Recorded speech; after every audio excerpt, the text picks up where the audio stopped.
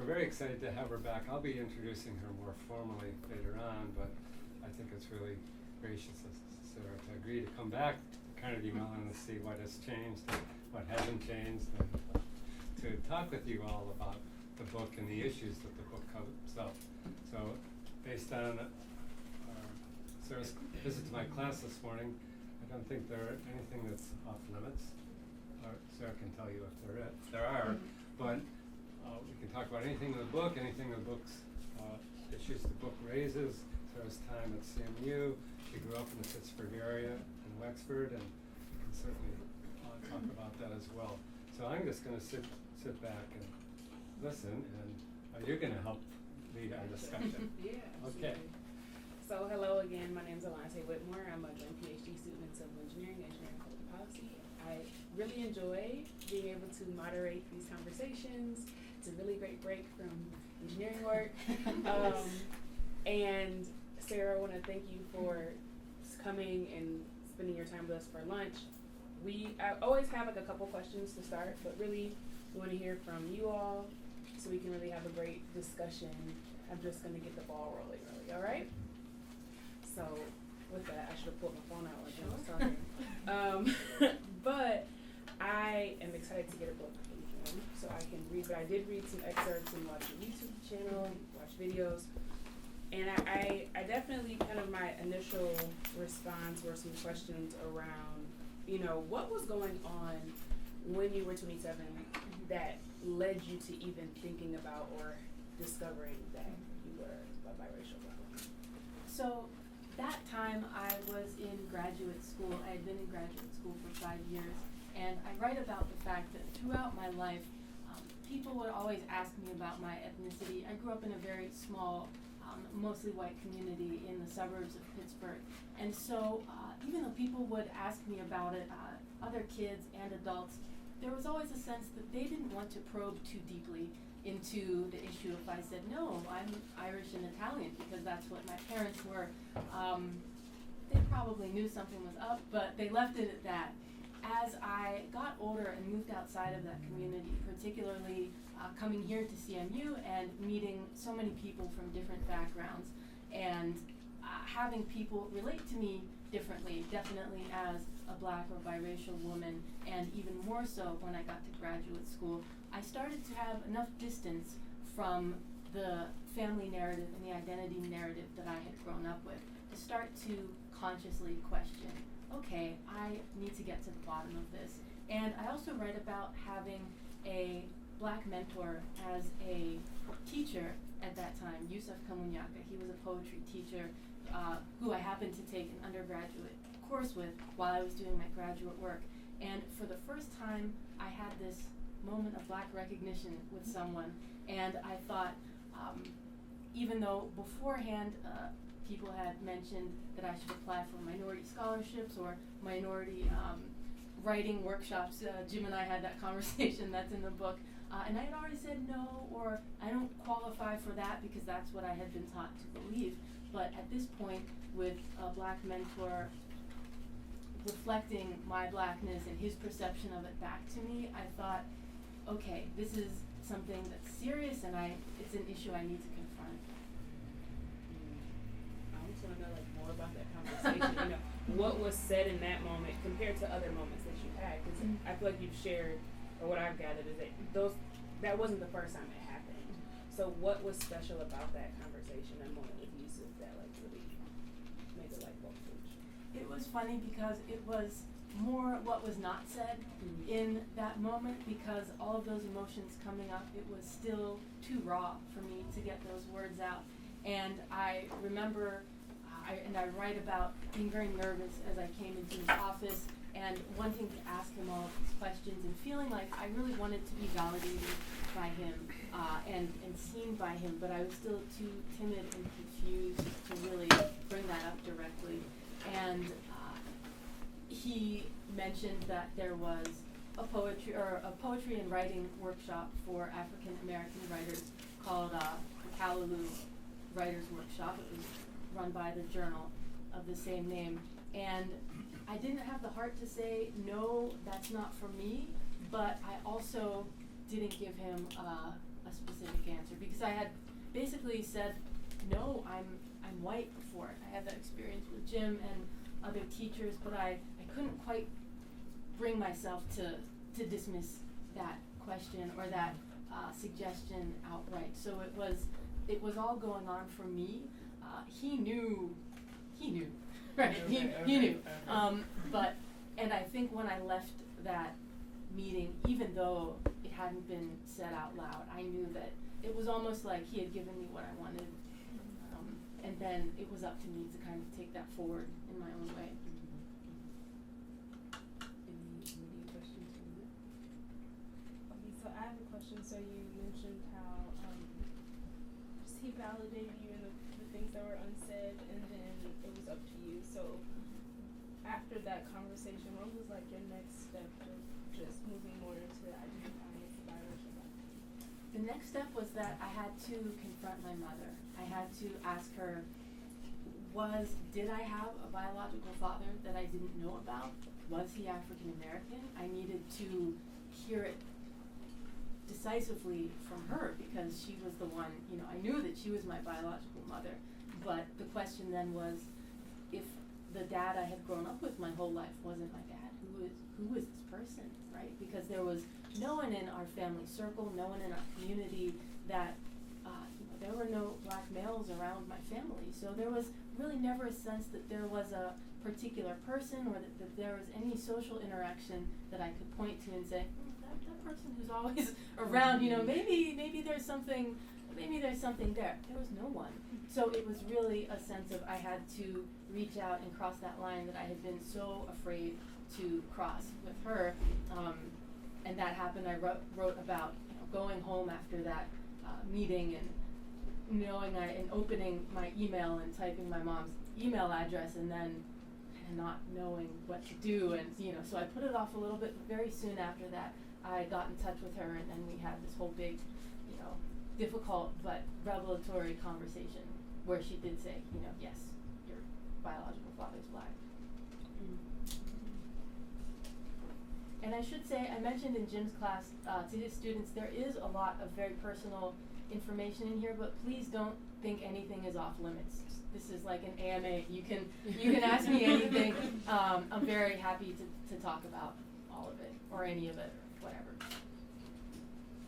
I was hoping we would warm up to this question. Sure. My question is, I can imagine that there are conversations that were had maybe around you when you were identified as white, within your family, within maybe your community, or even at the university you were at, about Black people. And how did that shift when you identified as white and then realizing that you were Black? That was a very difficult part of my identity transition because, as you said, I had grown up in a mostly white community. I had learned to identify Black people as other. And it was a very clear sense, even though people always had questions about my ethnicity, about my background, internally and psychologically I identified as white. So when you identify as one race, and in particular whiteness, because of how our society is structured, anyone with a different race or different ethnicity, again, is in the enclave I came from, it wasn't progressive, it wasn't diverse. So that's not necessarily to say that all white people or all white communities have that kind of distance between themselves and other races, but I definitely did. And I had internalized a lot of anti-Black racism, and I had to come to terms with, okay, well, how can I integrate this sense of otherness into myself, even as I was so relieved to finally learn that, yes, I'm not some kind of freak that everyone is mistaking for another identity. I am actually half African American. It all makes sense now.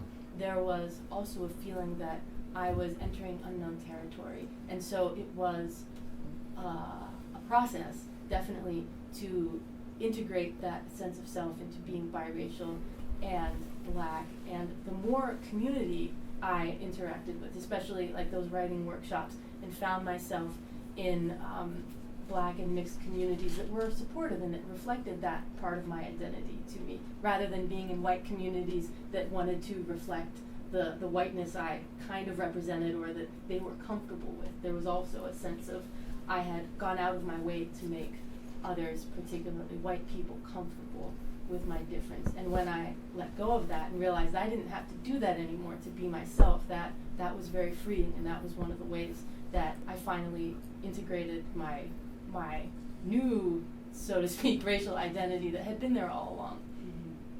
But how did you make sense of, like, maybe, I guess I imagine just, like, different conversations that, like, or comments. I feel like I might have read something like, I read an excerpt with Emily, I think her name was, the girl from, like, middle school, and you were looking at, see if her blood was a different color. Yeah. You know, how did you, like, mentally process that? Like, did you feel guilty when you realized, I mean, maybe you didn't even in that moment, but, you know, I don't know, I feel like you might have just, I want to know, like, what your thoughts were, or how you made sense of that in this transition. Yeah, that's a good question, and I really did feel like at that moment when I was transitioning my identity, it split my life into before and after. And so with that new information, I could look back on those experiences, and it was really difficult because I did realize, okay, I was othering others in these moments. If I had, refused or said, I'm not black in certain moments, it would have looked like I was passing or trying to distance myself from blackness, which from the outside would have been very suspect, right? So I did have a lot of guilt about those moments. I also had to come to terms with, there was, even though the main denial was perpetrated by my family, that I had some complicity in it. And so even if I had been a kid at that time, just recognizing that, yeah, those were moments when I was othering someone, even as that was being projected on me too.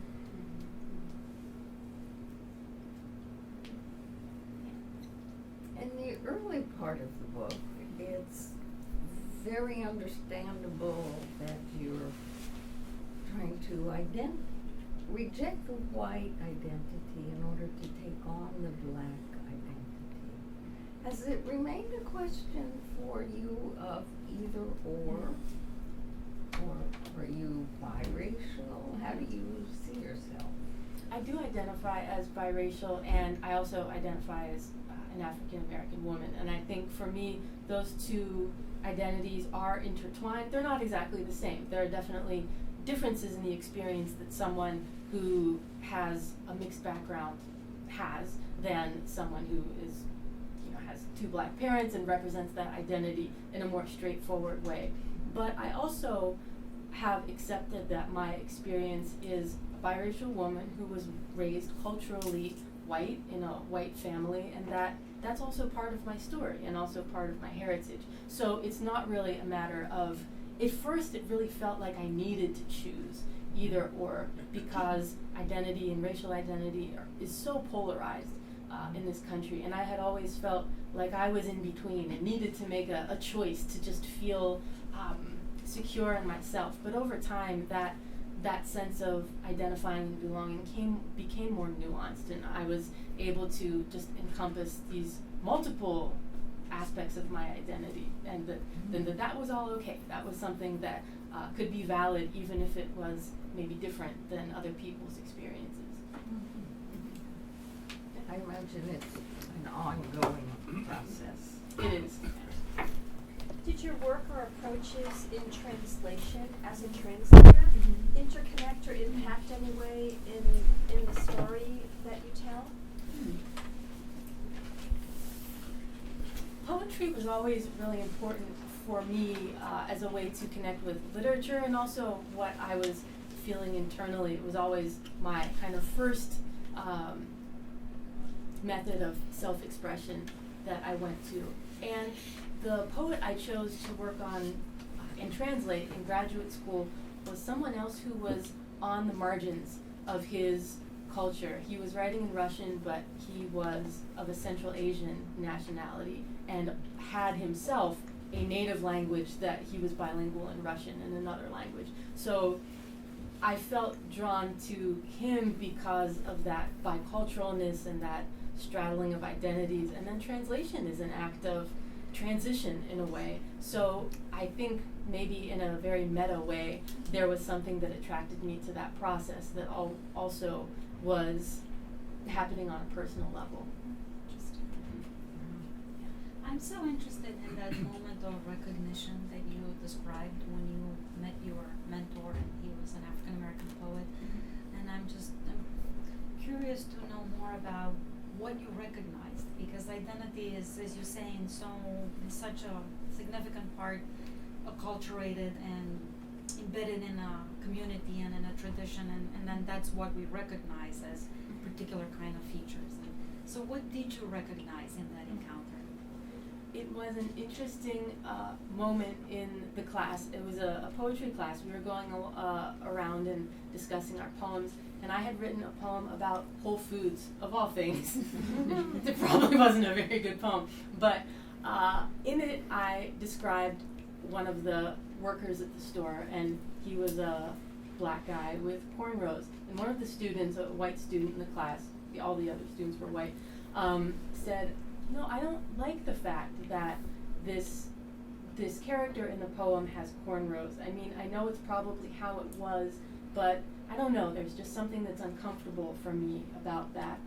And no one else really followed it up, and I didn't know what to say, and who knows what was behind that comment, or what led her to focus in on that detail as something disturbing.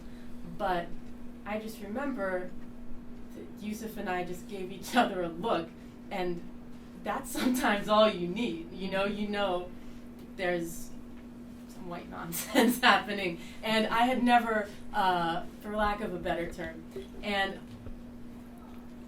it was something I had felt for so long, but you realize when you're coming from a different perspective that there are certain patterns in the way people react to racialized situations, and that was something that, having those dual identity experiences, I knew there was that white moment of recognition and there was a black moment of recognition, and I was having a black moment. So that's what in that moment kind of came out in a way that it hadn't before, because I hadn't had that person to reflect my experience. So was Yusuf the first black instructor you'd had? Yeah, and that was, my 5th year in grad school after 4 years in college and all of my elementary through high school. So, as a graduate student, I am curious how your experience was. It sounds like a large chunk of your experience feeling like you were white. So how did you, thinking you were white, how did you navigate microaggressions and those things that happen when you didn't think that you were black? When I didn't think I was black, I would just dismiss those moments, or not really having a language to articulate what was happening, just kind of bury them. And when it all finally came out, all of those years of denial and dismissal and burying things came to the surface, and it was a really jarring and traumatic process, because suddenly I knew what to call those things. Suddenly they weren't just individual experiences or comments that people would make to me. There was a pattern to them, and there was a pointedness to them that I had never been able to realize before. And so in a way it was empowering, because I could see what was happening more clearly than I had before. But also it was very difficult to process all of that, and also I became hyper aware of how I was interacting with others, or how others were interacting with me, and I would always think, well, is that racist? Are they saying this because of that? And so it almost became a paranoia at first to try to be able to put my finger on that moment and almost preempt it, because I had not been conscious of what those kind of interactions consisted in before. Sarah, would you put that poem you wrote, remember, about being at that festival and being accused of stealing something. Mhm. So looking back on that, Yeah. do you see that as a kind of racist moment? Yes, and it was a very complicated moment because there was a moment that I write about when I was in college where I went to a festival and I just stole a little ring out of a vendor stand. And it was just kind of a random act, and I got rid of the ring. It wasn't expensive, it was just a little cheap thing. But I had become very nervous, and then as my friends and I were leaving the festival, a security guard confronted me and said, "This vendor says you stole something from his booth." I didn't have the ring anymore. My friends hadn't been there and they hadn't seen it, and so they had assumed I was it was a St. Patrick's Day festival in Pittsburgh, so you can imagine how white that was. And so they were indignant on my behalf because they assumed that I was being picked on because of my difference, or that the security guard or vendor had assumed something. But I was very conflicted because I had in fact gone and taken this ring, even though I didn't have it at the time. And it definitely could have had racial overtones. It felt like it had, but I also knew I was guilty of this small crime. So it was, and that I was hiding behind my friend's kind of anger on my behalf. Oh, that's, that shouldn't have happened. So it was this moment where that it was very complicated for me.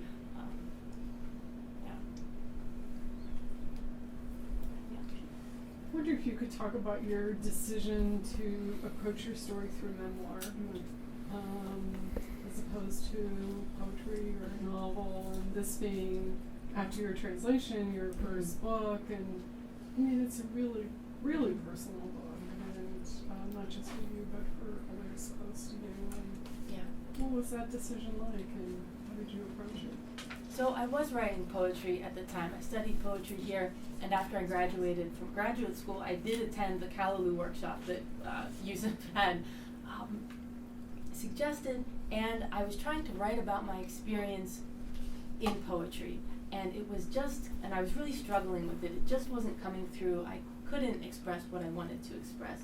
And one of my teachers there, I was, telling him about my frustrations, and he said, "Well, why don't you just write it?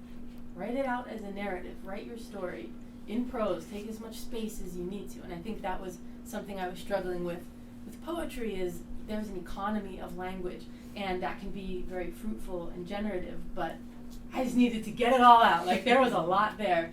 And so that was when I had decided to work on this as a memoir, and I started journaling, and in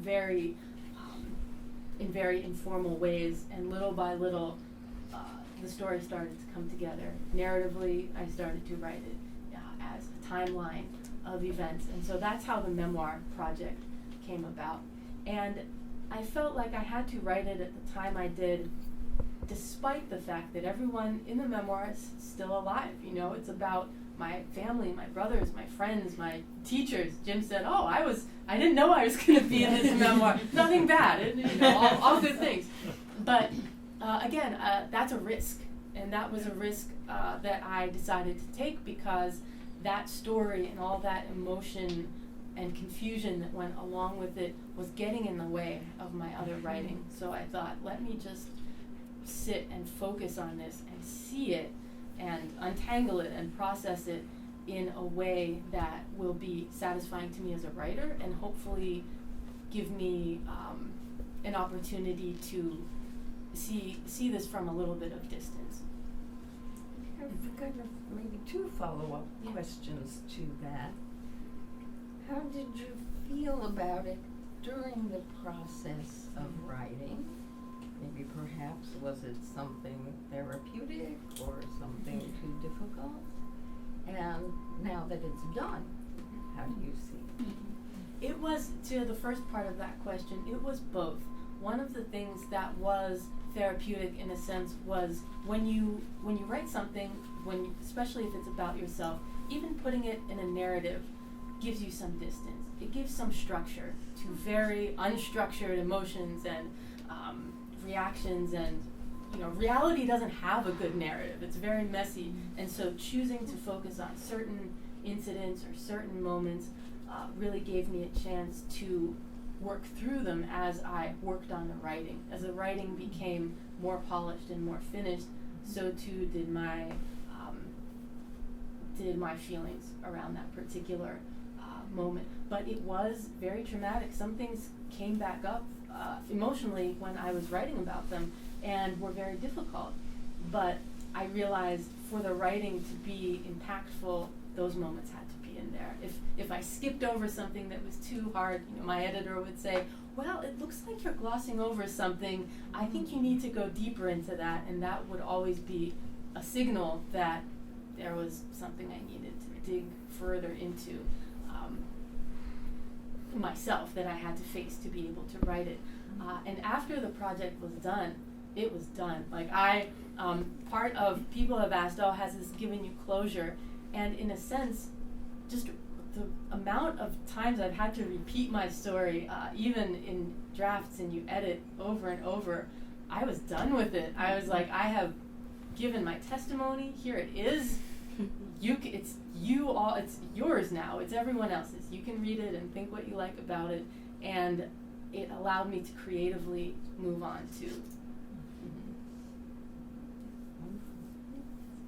I have 2 follow-up questions. So I'm kind of curious to know, you speak of your family in the book. How did your family react to the book? And I kind of want to know, did you continue searching for your biological father? So the first part, most of my family was very supportive. My dad was, my brothers were. There isn't much about my extended family in the book, which was also a choice because our relationships not being that close, I didn't feel it was necessary to bring them in any more than what minimum would have been necessary. The most difficult part of that, as you can expect, was with my mother.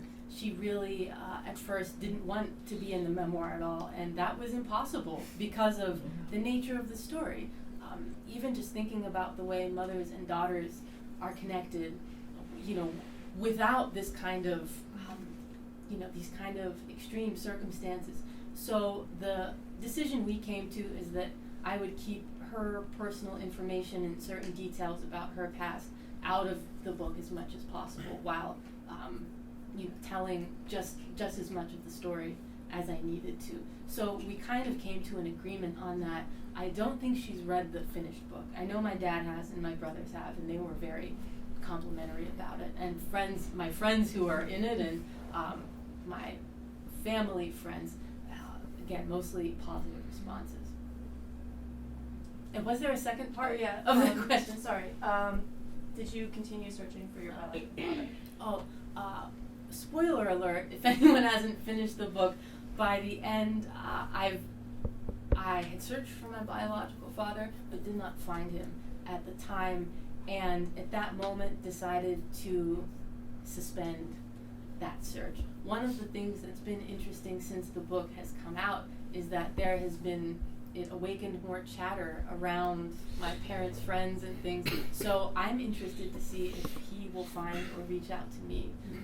I had an offer from someone, a researcher who had read the book, who said, if you want, I will find your father. And I was like, it was a little, like, I wasn't sure about that, but I think for me, a lot of the impulse to find and meet my biological father, again, was for a validation of my identity, of my blackness, of my legitimacy, having the identity I did. And one of the points of acceptance I was able to come to was that I didn't need someone else to validate who I was, that I was authentic and fine, even if my family didn't represent all of my background, even if my experience was very different from a lot of other people who identified as black or biracial, and even white.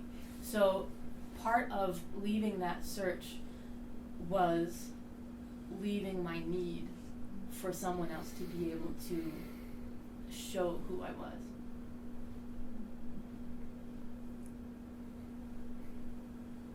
So what does your expression of your blackness look like now? It looks like this, you know? This is me. One of the things in the book that I talk about really being important for me to internalize my sense of blackness was my hair, and becoming more educated and in tune with the natural hair movement, and learning to love my curly hair that was, 3B or 3C. I went and learned a lot more about Black women's hair and how important that representation has always been. And it allowed me to look back on my experiences of wanting to straighten my hair in high school and trying to reject that and just accept myself as I was, and bring some self-care around my hair into my life, which I hadn't really done before. It was always just pull it back, or or just leave it wild but not conditioned. So those were some practical things I learned, and that was one of the ways that I was able to feel comfortable in my blackness, was that I shared these features with other people who were like me. I'm really curious about sort of this meta process of going around and talking about the work and what kinds of interactions that's brought on. So I've started doing research on race and racism for the past couple of years, and that's something I've always studied, but something that's a new research topic for me. And I found that a lot of people, and honestly primarily white people, come up to me and want to be taught, want me to lay all of my experiences out on the table. I find that process very harmful, but it sounds like it's maybe been a little bit more about coping or processing for you. I'm just kind of curious if you could talk about what that's been like.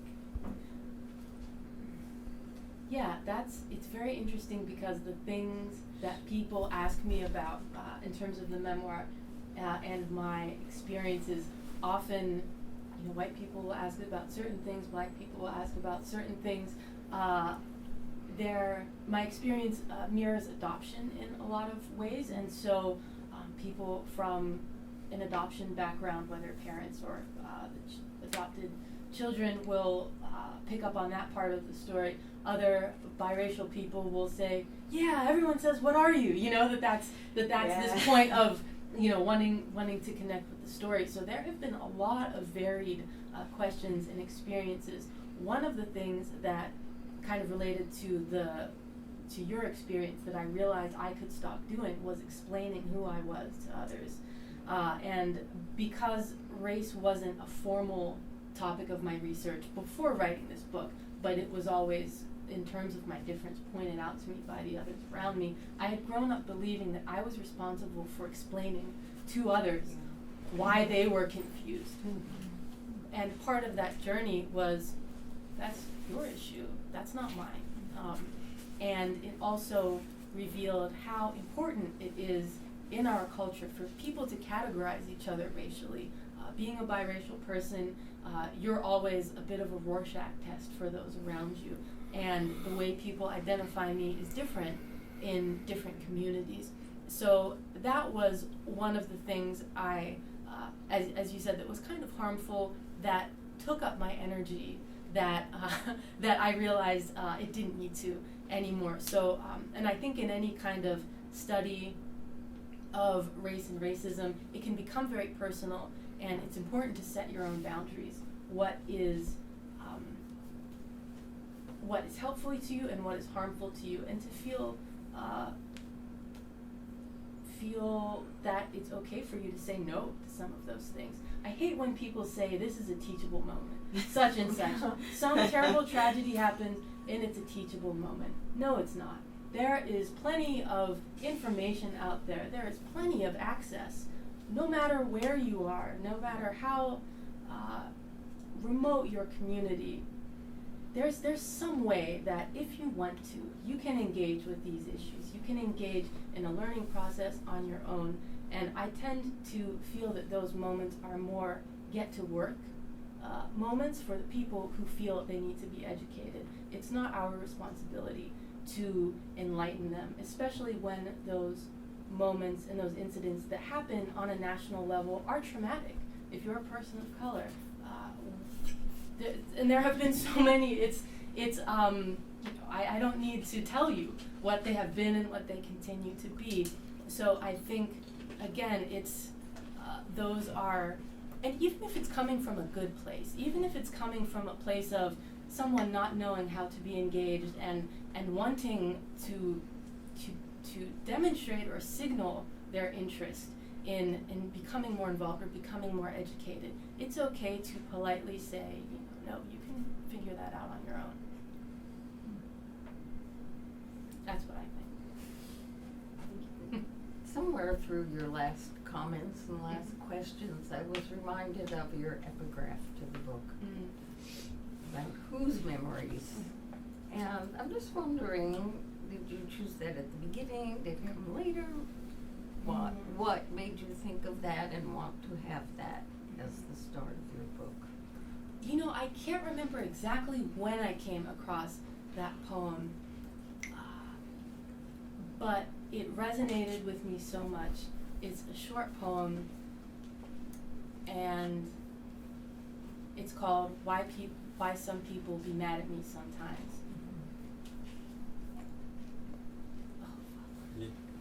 Please give me a book. This is terrible. It's like 3 lines.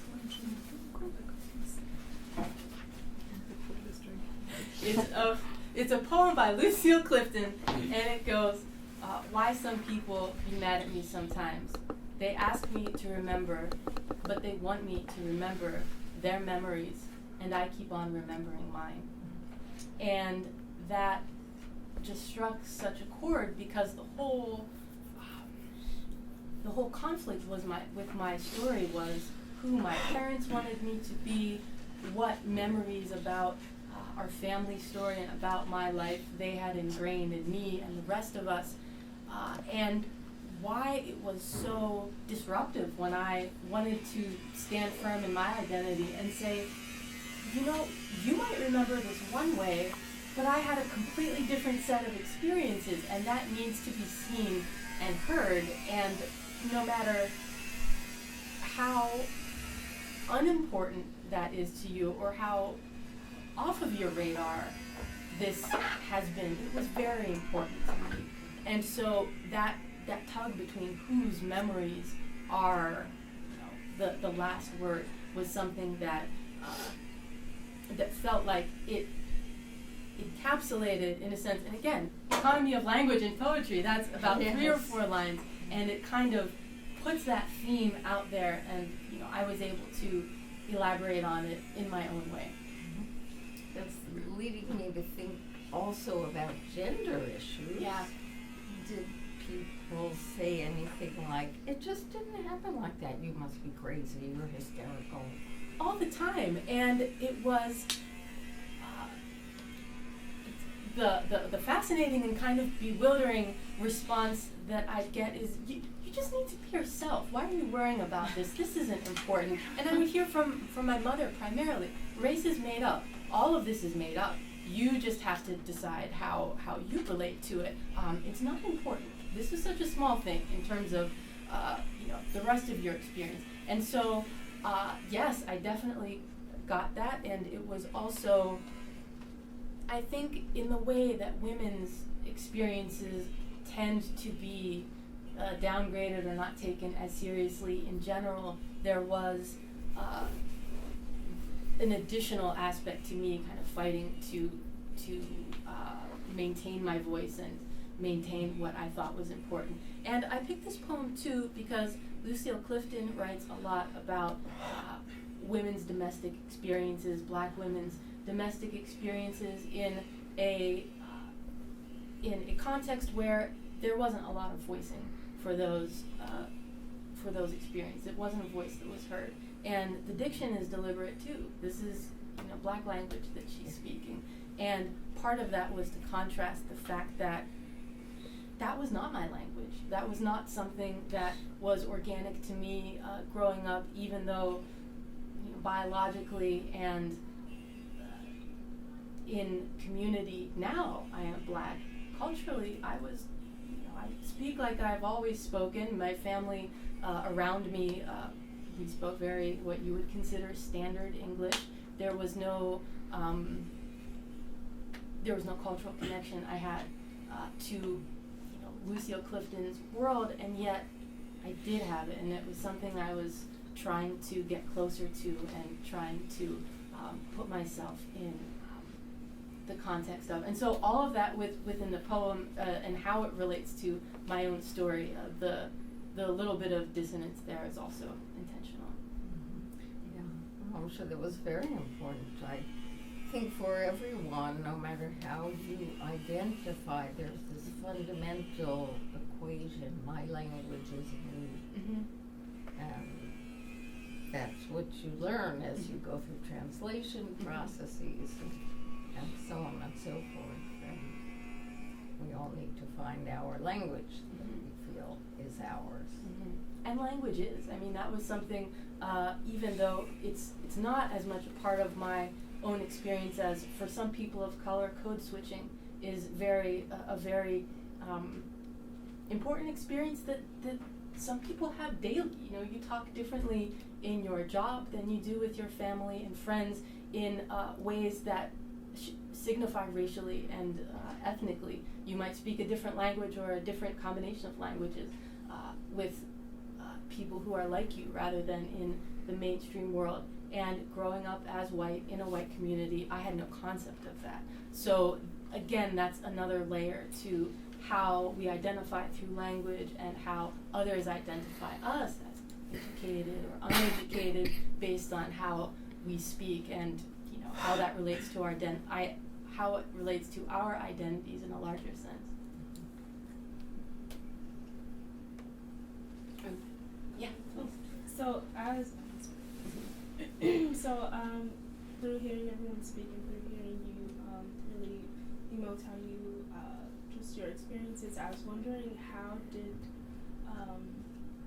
were the emotions that you internalized manifested in the relationships you decided to make with different groups of people and even with your own self?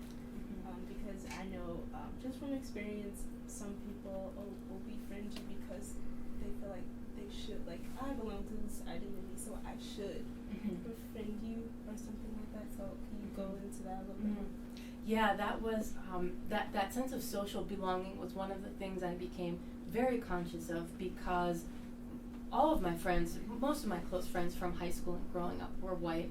Coming to Carnegie Mellon and studying international languages and cultures, my friends were international, they were mixed. I was part of a very interesting and very diverse friend group here, but there weren't many other African Americans. It was like, oh, there's, you know, all of these other different identities except that one. And so as I went through grad school and became more comfortable and wanting to reach out to others who were like me in that way, I found it wasn't as simple as saying, hey, you guys are black, I'm black, let's hang out, you know. It's not how that works.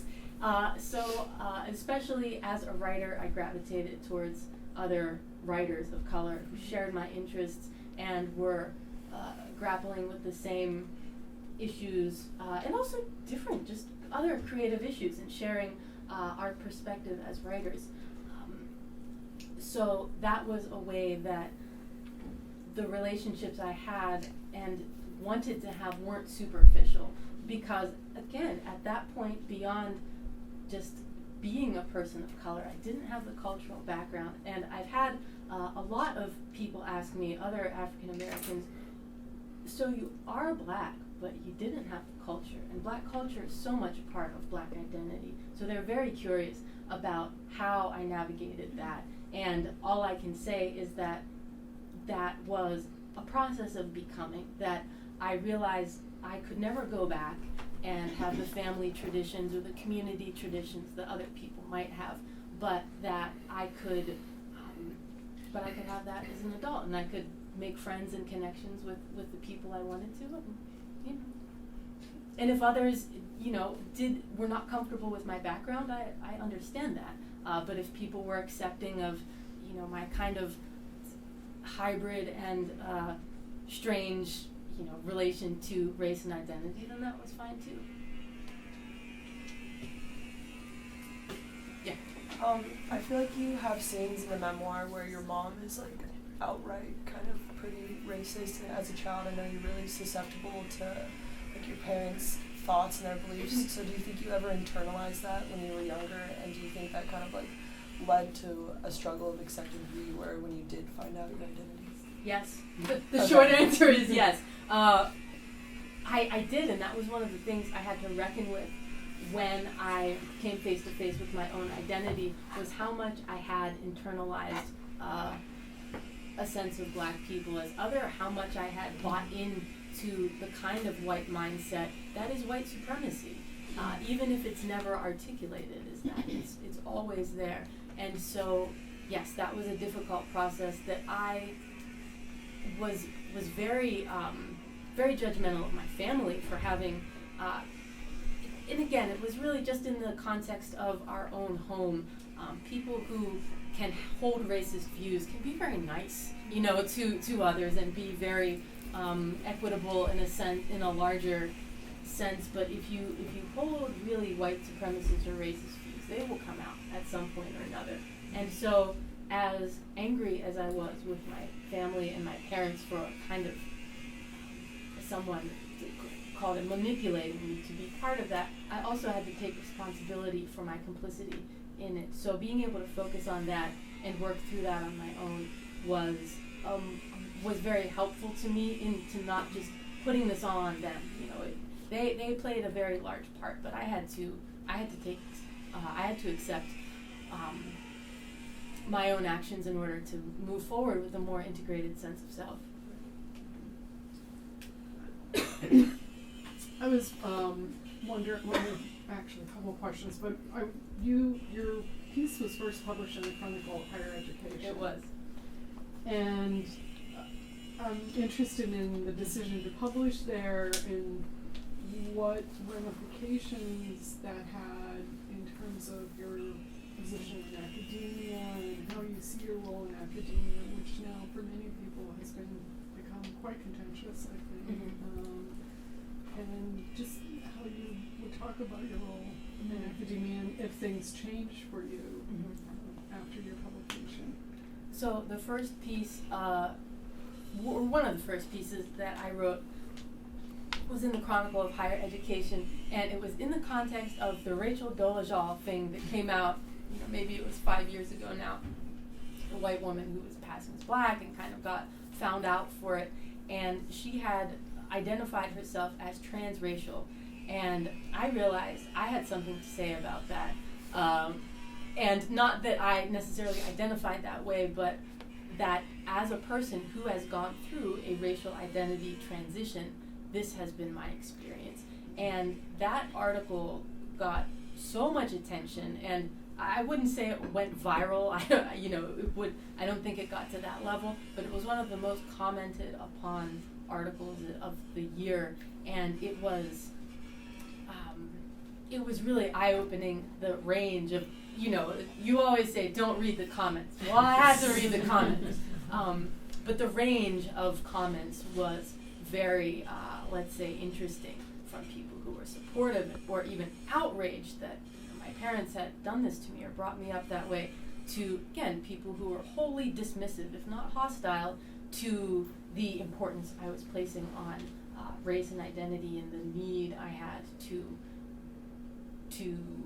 identify as black and biracial after having identified as white. So as an academic, it really helped position what I feel is an important activist stance in academia. I know that there's a lot of diversity language and inclusive and language of inclusion, and unfortunately often that doesn't get beyond the level of rhetoric. So it really helped me see that these were issues I could incorporate into my teaching. They were, you know, issues that for writers, especially self and other, and how we navigate the social and political landscape that we live in and that we're writing in our fiction, those are all very valid and legitimate issues. So it really helped me bring those personal issues into my teaching in a larger way. And among colleagues in academia, it wasn't scandalous in any way, you know.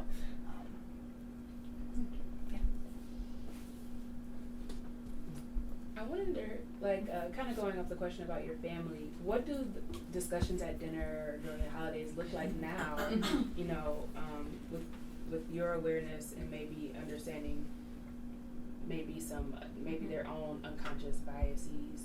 How do you navigate that? I see my family mostly at holidays a few times a year. I live pretty far away, so there's a good excuse not to travel. But I would say we've reached a kind of understanding. Things are still a little bit more tense between me and my mother, and they try. They accept that I identify as African American. I don't think they have a sense of what biracial identity is or means. And so that, you know, they're kind of still stuck in the binary, I think. You're either white or you're black, like you mentioned. And so, you know, I've also, through writing and just through my own personal journey, had to come to terms with the fact that they will never be at the same place I am.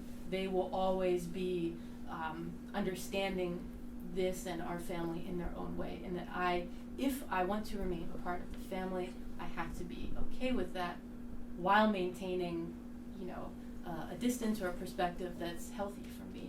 And so there are, you know, non-politicized things, you know, we can talk about. Last time I was home, did a nice jigsaw puzzle with my mom, and we both like tea, and you know, so there are some, you know, nice family activities I could participate in. My brother has kids, so there are grandchildren now, and that takes a lot of the pressure off, because everyone wants to see the cute grandchildren. But yeah, there are still tense moments, and a lot of the time I have just had to say, okay, I'm not going to respond to that, because it's a battle I don't really feel like I need to fight anymore. But that we can still, even though there is still that tension, we can still recognize that we love one another, which is one of the tough things about love, is not always being able to wholly accept or understand someone else's point of view, but it's a personal decision how much or how little to engage with that. Okay, well, we should probably stop here because I know people have classes and things to go to, but thanks, Valentine, for leading the discussion, and thank you very much, Sarah. Oh, thank you all.